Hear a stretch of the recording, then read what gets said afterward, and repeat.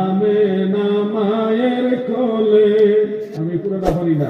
মধু পূর্ণিমার যে থাকা চাঁদ দুলে, যেন ওষার কোলে রাঙার বিদুলে, তোরা দেখে যা আমেনা মায়ের কোলে, তোরা দেখে যা। এটা খুব সম্ভবত বাংলার কবি। ভুবনের প্রিয় মুহাম্মদ এলো রে দুনিয়ায়,